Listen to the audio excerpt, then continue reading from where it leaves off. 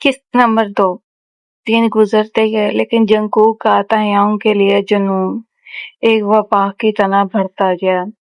जब जंगकुक को अपने महबूबों से पता चला कि तायांग के वालिदैन उसकी मासूमियत और बढ़ती उम्र को देखकर उसके लिए एक शरीफ खानदान में रिश्ता ढूंढ रहे हैं, तो जंगकुक के अंदर का शैतान जाग उठा। वो किसी और का होगा, मेरी रूह, मेरा ते किसी और के रिश्ते से जीवित बनेगा, कभी नहीं। जंगकुक ने अपने ऑफिस की शीशे की मेज पर जोर से मुक्का मारा, जिससे वहां पर कुर्दान चकनाचूर हो गया। इसने एक इंतहाई ड्रामाई और खतरनाक जाल बनाई।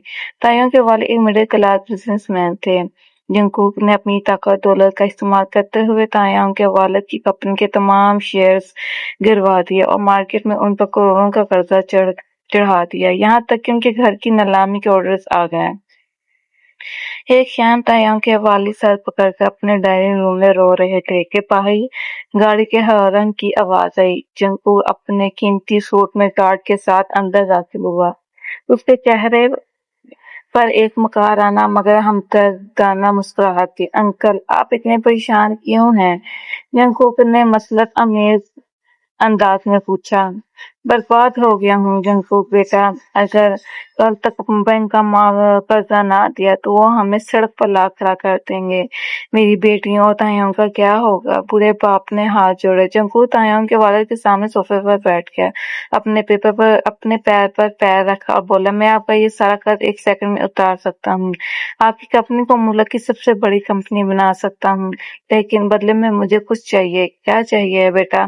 मेरी जान भी मांगोगे तो दे दूंगा। जंगकुक की आंखें चमकी। मुझे आपका बेटा तायांग चाहिए, मुझे उससे शादी करनी है इसी हफ्ते। जब तायांग को यूनिवर्सिटी से लौट कर उस सौदे का पता चला तो उसके पैरों से तले जमीन निकल गई। वो रोता हुआ, हिचकियां लेता हुआ सीधा जंगकुक के ऑफिस पहुंचा। वो गार्ड्स को धक्के देते हुए जंगकुक के कैबिन में दाखिल हुआ।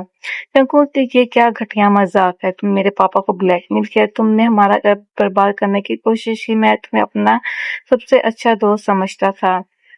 तायांग चीखा, उसका पूरा जिस्म गुस्से और सदमे से कांप रहा था। जंगकुक अपनी घूमने वाली कुर्सी से आराम से उठा और चलता हुआ तायांग के करीब आया। तायांग ने गुस्से से उसके सीने पर हाथ मारकर उसे पीछे धकेलना चाहा, लेकिन जंगकुक ने एक ही झटके में तायांग की दोनों कलाइयां पकड़ी और उन्हें तायांग की पीठ के पीछे ले जाकर अपने हाथ से जकड़ लिया। उस दूसरे हाथ से उसने तायांग की कमर को पकड़ा, उसे अपने सीने से बिल्कुल चिपका लिया। दोस्त, जंगकुक ने तायांग के कान के पास अपनी भारी आवाज में सरगोशी की, जिससे तायांग के रोंगटे खड़े हो गए। वो दूर खत्म हुआ। स्वीट हार्ट, मैं तुम्हें पाने के लिए सारी शतरंज खेली है। तुमने सोचा कैसे कि मैं तुम्हें किसी और का होने दूंगा? तुम सिर्फ मेरे लिए बने हो। अब रो, चिल्लाओ या कुछ भी करो, तुम अगले 3 दिन में मेरी लाइफ बनने जा रहे हो। To be continue. कैसी लगी आप लोग?